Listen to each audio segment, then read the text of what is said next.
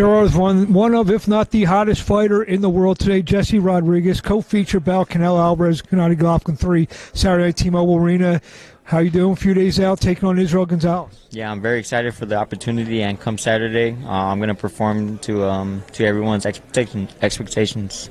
Some say, and you just may be the leading candidate for Fighter of the Year. If I would have told you this a year ago, I'm sure you always believe in your ability, you're going to be a world champion. But if I said, you know what, 2022, you may win Fighter of the Year, what would you have thought? I probably would have laughed, honestly, because when I fought Carlos Gonzalez, I was going to fight a regular 10-round fight on the undercard, so everything came so fast, and I never pictured it. I knew the day would come, but I never thought it would come this early. And how cool is it that you're a world champion? World champion. You were a world champion with your brother at the same time. Yeah, it's amazing. It's always been a dream of ours to be world champions, but for it to be at the same time and at the same weight class, it makes it so much more special. And I think potentially you're just scratching the surface, because 115 pounds, which always has not been a big glamour division. There are a lot of big fights out there with especially now at December 3rd. It looks like Estrada and Chocolatito. You may be, especially the good performance Saturday night, you may be positioned to fight the winner of that fight. That's very possible.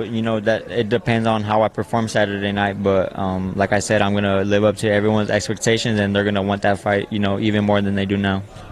For business and Israel Gonzalez, what's he bring to the table? He's a very tough fighter. He's crafty. He's tricky. He took Chocolatito the distance, so like I say, he's a tough fighder. But I'm Bam Rodriguez. I'm a special fighter, and I'm going to get him out early. Talk about your mindset. Like you said, you were supposed to fight a 10-rounder. Then the injury, Quadras, you take that fight. You're a world champion, and you're going up 2 weight divisions, and what's your mindset doing that? Going into the fight, It was just I always knew I was meant to be there. I was meant for those kind of opportunities, those kinds of occasions. So when I was given the opportunity, I had no chance but to take it up. I couldn't pass it up. So when I was told about it, I said yes right away. And then just for the hell of it, you fight the guy who flattened Roman Gonzalez and Rungvisai. Talk about that fight for a minute. I gave Rungvisai the opportunity because he's a fighter that I replaced for Carlos Gonzalez. So it was a very tough fight. He hit very hard, and I seen a lot of talk on social media before the fight that I was going to get knocked out, that it was too early for me. So for me to perform and stop Rungvisai, it made it so much special. You feel with a huge performance, or a very good performance on Saturday night, is Jesse Rodriguez the Fighter of the Year? I said it earlier, after this performance, people are going to have no question who the Fighter of the Year is, and that's Bam Rodriguez. We'll probably see you getting that award, whether it's in Vegas, New York, wherever they hold that big dinner. And then that next, is that something you dreamt about?